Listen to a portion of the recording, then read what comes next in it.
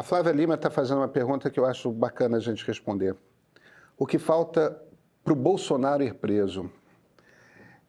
Falta um julgamento, me parece. Ou algum indício de que ele está atrapalhando a investigação, como foi o caso do Braga Neto, né? A impressão que eu tenho, e isso é uma impressão, uma interpretação, eu não tenho qualquer dúvida de que Bolsonaro vai ser preso antes da eleição presidencial. Eu não tenho nenhuma dúvida disso. É claro que eu estou interpretando um bando de mancha de folha de chá no fundo da caneca e, portanto, eu posso estar errado na minha interpretação. Porque tem uma dose de interpretação, não só tem uma dose de interpretação, como a realidade, como está dada hoje, pode se transformar nos próximos meses. Muitas coisas podem acontecer. Hoje, eu aposto que Jair Bolsonaro será preso. Agora, ele vai ser preso ao fim de um julgamento no Supremo. A impressão que eu tenho é que existe um consenso dentro do STF de que esse julgamento precisa ser usado para que os brasileiros aprendam o que está no relatório, no inquérito da Polícia Federal. As informações daquilo que sustenta a prisão dele precisam ser mais amplamente divulgadas. É preciso criar para a maior quantidade possível de pessoas a compreensão de que essa prisão é justa, de que essa prisão não é uma perseguição política, porque não é. Ele, de fato, comandou a organização de um golpe militar. E o que deu errado, outro dia eu estava falando com uma pessoa que estava transformando o golpe numa caricatura, o Sargento Pincel, os Trapalhões, os imbecis. Eu acho que as pessoas não compreenderam uma coisa, que é o seguinte: a gente deu sorte, a gente deu muita sorte. Calhou de que os generais que estavam no comando de tanques serem legalistas. Porque se você tivesse um general golpista no comando de tanques, ele era o Olímpio de Mourão Filho. Ele botava os tanques na rua. E aí o processo dispara. E depois que o processo dispara, você não sabe como ele termina. Eu até acho que o golpe fracassaria. Mas isso não quer dizer que ele não pudesse ser dado de fato. E eu acho que eles foram legalistas, não que não sejam, mas assim, eles também sabiam disso, né? Então, se eles tiveram alguma vontade ali, eles olharam para frente e falaram... Sabe o exemplo que eu tenho dado com muita frequência? Houve um determinado momento que o Bolsonaro chegou à conclusão de que o Braga Neto era um bom candidato a vice-presidente. Quando ele chegou à conclusão de que o Braga Neto era um bom candidato a vice-presidente, ele tirou o Braga Neto do Ministério da Defesa e botou o comandante do Exército no Ministério da Defesa, o Paulo Sérgio. O Paulo Sérgio era um baita de um golpista. E aí entrou o Freire Gomes, e o Freire Gomes tem a característica de que ele era essa é a minha leitura, dos que estavam na zona de conforto. Não é que ele fosse um legalista, mas tampouco era um golpista furibundo, como o Paulo Sérgio se mostrou no Ministério da Defesa, um golpista furibundo. Se por acaso o Bolsonaro decide continuar com o Mourão como vice, ou decide botar o Augusto Heleno como vice, ou decide botar qualquer outra pessoa como vice-presidente, mas deixa o Braga Neto no Ministério da Defesa, no comando do Exército estaria o Paulo Sérgio. E se o comandante do Exército quisesse dar o golpe de Estado, ia ter tanque na rua em Brasília. Se tivesse tanque na rua em Brasília, um movimento aconteceria e talvez uma dessas execuções tivesse acontecido. Porque se o comandante do Exército está defendendo esse tipo de coisa, as pessoas se sentem mais confortáveis para puxar um gatilho. Entendeu? E talvez Alexandre de Moraes fosse sequestrado. Existem razões também, evidentemente, jurídicas para isso.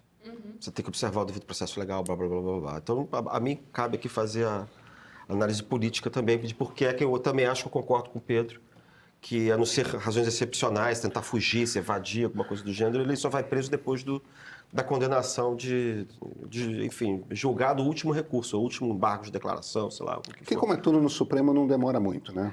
Não, porque é tudo concentrado lá, é instância única. Mas eu acho que também isso corresponde a uma necessidade do seguinte: o Supremo sabe que precisa manter o equilíbrio das forças no país, e quanto mais você enfraquecer o golpismo, melhor. Todo mundo sabe do plano do Bolsonaro de querer lançar o filho, lançar ele próprio, o filho como vice ou coisa do gênero. Então, quanto mais violento você for, A gente está vendo isso já nas pesquisas. A gente está vendo como é que esse sangramento dele é muito pior do que se você tivesse mandado prender ele logo no começo. Entende? Quanto mais ele vai sangrando, mais o tempo vai passando, mais as informações sobre o golpe vão decantando, mais a população de direita vai aceitando a ideia de que ele vai ser preso, mais vai aceitando a ideia de que ele está fora do jogo, e você vai abrindo caminho, você vai facilitando a vida de quem? Da direita que não é golpista. Você vai podendo abrir espaço, inclusive, e você vai facilitando, do ponto de vista político, a vida de outros candidatos conservadores ou da direita que não são ligados ao Bolsonaro. Porque o Bolsonaro tem feito o quê? Todo jogo do Bolsonaro é tentar manter a direita, que não é golpista, refém dele. Dizendo que ele é o plano A, B, C, D, F, G, H, Y, o alfabeto inteiro, entendeu? E com o tempo você vai desconectando, você vai diminuindo cada vez mais a figura dele. Já foi dito, mais de uma vez, agora foi repetido por gente dentro do partido dele, que é o PL, que era melhor ele ser preso de uma vez do que ficar sangrando aos poucos como está. Então, quando ele for preso, ele já vai ser uma figura... Ele já não é a figura que ele era um ano atrás, 6 meses atrás. Ele vai ser uma figura cada vez menorzinha. Então, quando ele for preso, todo mundo já vai estar esperando ele ser preso. Entendeu? E aí você vai ter outros candidatos que vão poder se lançar e tal, e vai acabar essa chantagem, essa captura, né, da direita não golpista por parte dos golpistas e do projeto pessoal da camarilha da família Bolsonaro. Deixa eu puxar alguns outros comentários aqui. Um da Zelina Silvano. Calhou que os Estados Unidos mandaram várias vezes seus representantes aqui para dizer que não apoiariam, Pedro. Eu não tenho ilusões, poucos são legalistas com aquela doutrina. Zelina, as informações que nós temos é que são 5 dos 15 generais que eram legalistas. É um terço. Eu não sei de onde que você tirou quantidade. O que eu estou argumentando é justamente que calhou de que os generais que resistiram, que disseram que não se moveriam, eram os generais que estavam no comando de tropas. Não eram os outros. E fossem outros, a coisa poderia ser diferente. O Pedro Damasceno aí se vira e fala: o golpe fracassaria, pois a economia no dia seguinte iria quebrar. Outro disse, eu estou procurando aqui, eu não vou achar. O golpe cairia de dentro para fora. Eu acho que as pessoas estão confundindo um pouco se um golpe se sustenta ou se um golpe pode ser dado. O fato é que o golpe não foi dado, mas o golpe foi organizado. E do jeito que o golpe foi organizado, ele tinha chances de sucesso, sim. O que é sucesso? O sucesso é você fazer uma ruptura institucional, que poderia ser o assassinato do presidente eleito Luiz Inácio Lula da Silva, que pode ser o assassinato do ministro Alexandre de Moraes, que pode ser o fechamento do Congresso Nacional, que pode ser a prisão de todos os ministros do Supremo Tribunal Federal. Um monte de coisa poderia ter acontecido. Outra questão completamente diferente é se o golpe ficaria de pé. Quer ver um exemplo? O que aconteceu na semana passada na Coreia do Sul. Aquele golpe de Estado foi dado. Não se sustentou. Em 2015, 2016, aconteceu na Turquia um golpe de Estado desses. Foi dado, não se sustentou. Agora, se um golpe de Estado é dado, mesmo que ele não se sustente, mesmo que tenha um contragolpe, quando aconteceu com o lote em 55, esse tipo de coisa, o trauma para o país é muito pior, porque aí você tem muito mais coisa para arrumar. Aí você tem muito mais prisão para fazer, a coisa é toda muito mais traumática. Então, não ter acontecido o golpe é melhor do que se ele tivesse acontecido e fracassado. Eu posso fazer uma observação sobre isso? Assim, explicar para o nosso pessoal que está assistindo a gente como é que a coisa funciona na prática. Todas essas grandes decisões que são tomadas por grandes agentes que são políticos, eu estou tomando aqui que, num certo sentido, o alto comando das Forças Armadas também é político, claro. O Supremo Tribunal Federal é político, o pessoal dos altos tribunais da República também são. A decisão de tomar um golpe de Estado, de promover um golpe de Estado, de fechar o golpe de Estado, tentar resistir ou não aderir, tudo isso é tomado, não é na base da eu sou legalista, eu sou democrata, eu sou não sei o quê. Antes, o que as pessoas fazem, sempre antes de tomar uma decisão, é fazer cálculo. O cálculo é o seguinte: se houver, no caso ali, o Centrão fez esse cálculo também, se houver um golpe de Estado amanhã, a minha situação vai ficar melhor do que a que está hoje ou vai ficar pior? Então, eles fazem cenários e avaliam custos. Então, o Centrão percebeu o quê? com o governo Bolsonaro agora está muito bem e ia ficar muito bem se ele fosse eleito dentro da democracia. Porque a gente está mordendo o orçamento inteiro aqui, o Ciro Nogueira é o primeiro-ministro, o Arthur Lira está lá, estão comendo o orçamento, está tudo ótimo, tá, mas beleza, está o Bolsonaro brigando com o Supremo, está tudo ótimo para eles. Aí perderam. É bom para a gente ir no golpe? Eles param e pensam o seguinte, olha só, o Lula não foi nosso candidato, mas a gente pode aderir a ele. Então, o que vai acontecer? Ele vai ter minoria, ele vai precisar da gente para governar, então esse é o cenário. Né? O que os militares pensaram? Os militares pensaram o seguinte, a maioria dos militares, é assim, você tem um terço lá que é legalista, você tinha um pedaço menor que era golpista, e o meio do caminho estava fazendo cálculo. O cálculo qual era? Olha só, a gente está há 30 anos nesse sistema aqui, temos tais e tais privilégios. Teve momentos ruins, debaixo do Fernando Henrique, depois da Dilma. Agora estamos vivendo um momento bom, desde o Temer e com o Bolsonaro. Bom no sentido de prestígio, no sentido de dinheiro. Agora, o governo Bolsonaro é muito ruim porque faz bullying, que ele quer destruir a unidade da corporação. Acabar com o poder do alto comando das Forças Armadas, que é formado por 15, 14 generais que estão gramando 25 anos ali, 30 anos lá dentro para chegar lá. Então eles não querem perder o poder. Então eles querem privilégio, mas não querem virar capacho de um presidente da República. Né? Então vamos ver então, se a gente der o golpe, o que vai acontecer? Quem vai ser o presidente? Vai ser Mourão? Vai ser... Não, vai ser Bolsonaro. Pelo amor de Deus, Bolsonaro ditador vai acabar com a gente no dia seguinte. Ele vai fazer o que o Chávez fez na Venezuela. Ele vai liquidar com o alto comando e vai nomear um monte de coronel. Eles vão pensar, isso vai ser bom pra gente? Isso é ruim? E o Lula? E se a gente ficar com o Lula? Olha, o Lula vai entrar apavorado, porque tem esse pessoal que tá acampado. O Lula vai entrar apavorado porque sabe que a maioria, a gente votou contra ele, porque a gente é medo do comunismo, não sei o que e tal. Então o que acontece? Se o Lula assumir, ele vai ficar pianinho com a gente. Ele não vai tirar nada da gente. Ele não vai ter força de tirar um privilégio da gente. É isso. Entendeu? Então é assim que se fazem os cálculos, gente. Então a gente não vai embarcar. Porque se a gente for no Bolsonaro, a gente vai cair num abismo. A gente não vai saber se a gente vai continuar general no dia seguinte. A gente não sabe nada. O que acontece é a imprevisibilidade.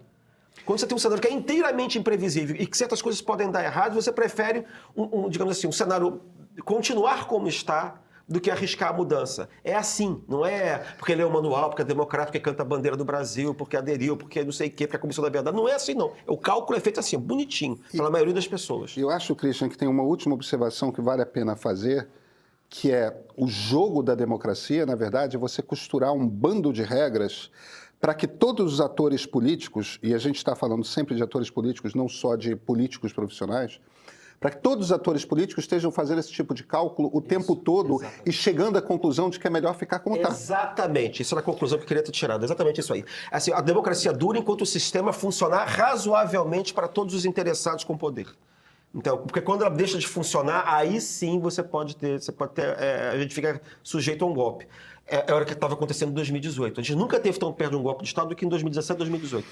Entendeu? E curiosamente, foi a vitória do Bolsonaro que preveniu o golpe, porque funcionou como um golpe, na verdade. Funcionou porque você levou esse pessoal para dentro do governo. Aí você começou, a panela de pressão que tinha sobre o sistema político começou a diminuir. Só o Bolsonaro não percebeu.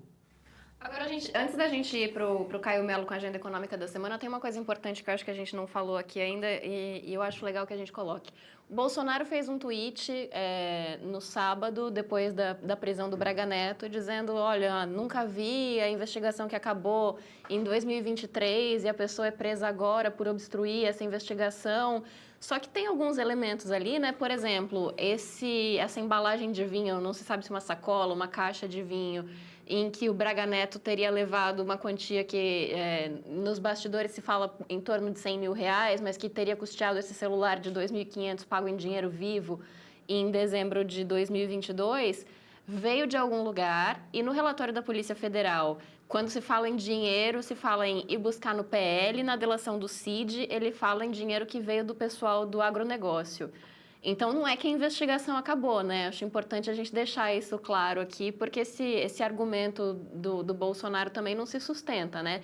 Tem muita coisa para ver de onde veio o dinheiro, quem financiou os atos golpistas, quem estava financiando o próprio golpe com essa tentativa de sequestro, de assassinato, enfim. Tem muita coisa para vir ainda desse caso, né? Tem muita coisa para vir desse caso. Mas, Luiz, eu acho que você já marcou. A diferença fundamental foi esse depoimento do Mauro Cid, em que ele fala que houve pressão do Braga Neto em cima dele, em cima dos pais dele, na verdade. E isso é uma das coisas que sustenta a prisão provisória, entende? O cara está tentando obstruir uma testemunha. as investigações, entendeu? É isso. Então, é isso que justifica e pelo que eu vi de advogados, temos um bacharel de direito aqui, um jurista do nosso lado, mas pelo que eu vi de advogados, tá redonda a prisão, a prisão se justifica, tudo mais. O Bolsonaro, evidentemente, está fazendo um sinal ali pro Braga Neto, não delata não que eu estou te defendendo aqui. Porque uma das preocupações dele é essa, né? O Braga Neto, em algum momento, o Braga Neto, conforme vai ficando preso mais tempo, começa olhando no futuro, ele não tem tantos anos assim pela frente, e vê a perspectiva, mesmo numa prisão confortável, numa cadeia, numa cela de estado maior. Igual o Hermes da Fonseca. Igual o Hermes da Fonseca. Mesmo numa cela confortável, prisão é prisão. Não ter liberdade por 5 anos é puxado. E na idade dele, é puxado. O tempo é mais valioso. E esse aceno do Bolsonaro para o Cid não funcionou, né? O Bolsonaro acenou, mas o Cid delatou. Porque então... o Cid é jovem, podia pegar 30 anos pela frente, e aquele troço é barra pesada pra cacete. Tem uma hora que essa lógica... podia ter sido implicada também. Essa lógica da delação premiada, ela é o seguinte: enquanto tiver algum cara em cima para você delatar, você tem espaço de delação. O Braga Neto tem quem delatar em cima. Bolsonaro não tem. Não é muito diferente da lógica da Lava Jato. Todo mundo tinha até chegar no Lula. Não estou dizendo que se justifica ou não justifica, estou simplesmente botando o cálculo na mesa como o cálculo é. Então, o mecanismo da delação é assim. Isso. E aí, quando outras pessoas começarem a ser presas, pessoas que podem fazer delações, porque esse é um outro problema da lógica ali, do dilema do prisioneiro na delação. Quando você começa a ter outras pessoas presas que sabem tanto quanto você sabe, outras pessoas podem fazer a delação. E isso justifica que você fale mais.